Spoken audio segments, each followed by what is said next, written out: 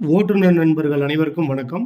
கடந்த செவ்வாய்க்கிழமை அன்று சென்னை துறைமுகத்தில் நடந்த விபத்து செய்தியை தொலைக்காட்சி, பத்திரிகை மற்றும் சமூக வலைதளங்களின் மூலம் அறிந்திருப்பீர்கள். சென்னை கொடுஞ்சியூரைச் சேர்ந்த முகமது சாகி என்ற ஓட்டுநர் சென்னை துறைமுகத்தில் உள்ள கடலின் அருகே தனது டவேரா காரை ரிவர்ஸ் எடுக்கும்போது தவறுதலாக வாகனம் நிலை தடுமாறி கடலில் விழுந்து 85 அடி ஆழத்தில் மூழ்கி முகமது சாகி என்ற ஓட்டுநர் பரிதாபமாக சம்பவ இடத்திலேயே உயிரிழந்தார் என்பதை வருத்தத்துடன் தெரிவித்துக் கொள்கிறோம்.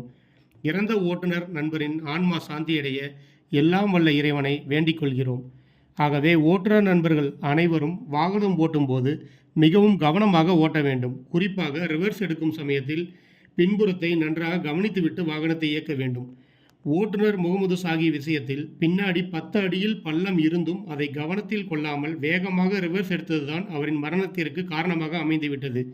நிறைய ஓட்டுநர்கள் ரிவர்ஸ் எடுக்கும்போது வீட்டின் உள்ளே இருந்தும் கேட்டு வழியாக வாகனத்தை எடுக்கும் போதும் மற்றும் பார்க்கிங் செய்யும் போதும் தடுமாறுகின்றனர். மேலும் பதட்டத்தில் செய்வதறியாது வாகனத்தை கேட்டின் மீதோ அல்லது சுவற்றின் மீதோ மோதிவிடுகின்றனர். இதனால் வாடிக்கையாளரிடத்தில் பிரச்சனை ஏற்பட்டு இழப்பீடு செலுத்தும் நிலைக்கு ஆளாகின்றனர்.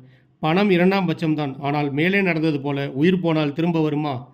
இதனால் பாதிப்பு நம்மோடு மட்டும் போய்விடாமல் நமது குடும்பத்தையும் சேர்த்து பாதிக்கும் என்பதை நினைவில் கொண்டு வாகனம் ஓட்டும் போது பதட்டப்படாமல் கவனத்துடன் வாகனம் ஓட்டுமாறு அனைத்து ஓட்டுநர் நண்பர்களையும் கேட்டுக்கொள்கிறோம்.